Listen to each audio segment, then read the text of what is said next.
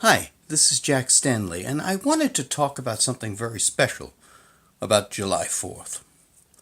Now, I have spoken before on aspects of the American Revolution and of the Declaration of Independence, but I want to talk about an individual who somewhat gets lost in the sauce historically, and that they're very important, and I will get to them in just a short while. You know, we celebrate July 4th, but as you all know, or you should know, nothing happened on July 4th, except for a piece of paper was printed with that date on it. By the way, also, if you go to the National Archives and look at the Declaration of Independence there, that wasn't from July 4th either. That's from August 2nd, and that's another story altogether. Now, often we have this idea in our heads that the Congress got together and Thomas Jefferson wrote up a document. It was argued over and signed on July 4th. Well, that's pretty far from the truth. And also, why did Thomas Jefferson write up a document anyway? What was the reasoning behind it? And that's what I want to speak of today. I want to talk about an individual who had a profound effect. And of course, this individual's actions were helped by another's. Now, in that First Continental Congress at Carpenter's Hall, they wrote the writs and grievances. Now, later they would meet at the State House, which today we call Independence Hall. Now, they didn't meet there all the time, especially when they needed to talk about important issues, because you got to remember they're creating and they're working toward treason. So they would meet at taverns and parks and houses and discuss matters of state. But you have to remember that the American Revolution was looked upon at that time as a New England affair. Pure and simple New England affair. And most of the colonies, most of them were at this time pretty strongly adhered to the British Crown, said let New England deal with it. And that's the way it was for a little while. And you have to remember all the various things going and taking place in the early 1770s, the Boston Massacre, which was not, of course. And, of course, then you start having other issues happening. Concord, Lexington. And in the Second Continental Congress, fortunately, was John Adams and his cousin Sam Adams, who was somewhat of a firebrand.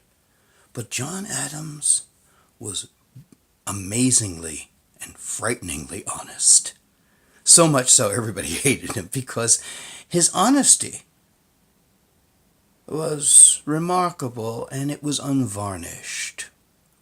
And most people didn't want to hear the truth, but he was more than happy to relay it. He also had a good sense of humor, which is important, so it was kind of well matched. And he was respected by members of Congress, but also looked upon a little bit askance. Now, it was John Adams' brilliance to nominate George Washington as the commander-in-chief of the Continental Army.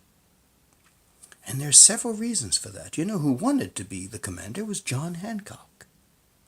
And where was John Hancock from? Boston. Had John Hancock been nominated, it would have remained a New England issue. John Adams refused to nominate John Hancock. He nominated George Washington, who incidentally came to every meeting of the Congress dressed in a military uniform, more or less to say, hi, I'd like to do this. And so John Adams nominated him, it was seconded, and George Washington became the commander of our fledgling military. Up in New England he went. Now, John Adams, along with others, convinced Richard Henry Lee to go to Virginia, which now, of course, had a stake in this because George Washington was an important part of the political scene of Virginia. That's why he was a delegate. And therefore, it was no longer just a New England thing. And John Adams convinced Richard Henry Lee to go to Virginia to meet before their various august bodies and push for independence. And on June 7th, 1776, Richard Henry Lee, returned to the Second Continental Congress with his resolution, which was approved by the houses of Virginia, by the bodies of Virginia, by the legislature, House of Burgesses. All these various groups got together and supported a separation. And of course that separation was, and I'll paraphrase a little bit, that these colonies are and of a right ought to be free and independent states, and that they are absolved of their allegiance to the British Crown, etc., etc., etc. And it went through the whole thing that we should start foreign alliances, etc., which took a little while because a lot of the other colonies were taken aback by this because all of a sudden Virginia, and you got to understand how powerful Virginia was at the time, Virginia said, independence. And now George Washington was in the New England area and working his way to New York. And of course now Richard Henry Lee returns with Virginia saying, yes, let's do it. Now, this is what starts the whole idea of independence, this whole push for a declaration on Lee's resolution. And so, Thomas Jefferson writes up his declaration with the major point being Lee's resolution. This is important, and it's an interesting thing. We don't give Richard Henry Lee any of our time or thought when we think of our great revolutionary leaders.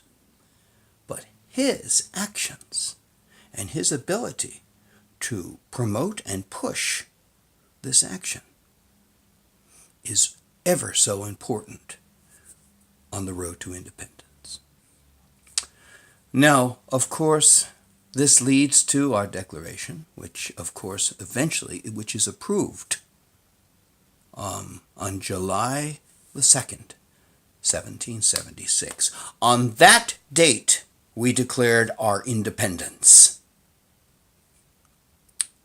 As I said, on July 4th, they printed a piece of paper with the date July 4th. So when you celebrate this holiday, and when you celebrate and talk about the history of the American Revolution and the push for independence, yes, John Adams is extremely important. Secondarily, under John Adams is Thomas Jefferson. But the individual that took John Adams' push, who was known as the Atlas of American Independence, and brought it to fruition, was Richard Henry Lee, the Lees of Old Virginia. And one must remember that the Lee family was very powerful. Eventually, Robert E. Lee would, command the Confederate Army. He was a part of that whole clan of Lees. And the Lees were very important in the creation of this new country called the United States of America. Remember this, because without Lee's resolution, the Declaration of Independence is a very hollow document because it had no support.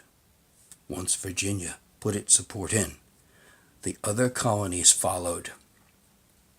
And by 1777, much of Lee's resolution, including the formation of the Articles of Confederation and starting with foreign alliances, was started. So thank you, Richard Henry Lee. And of course, if you think about it, if you see the musical, 1776, they kind of take Richard Henry Lee and turn him into a kind of a pompous peacock, but he wasn't quite that pompous. He was a bit, but he certainly was very instrumental in changing the face of the American Revolution. Thank you.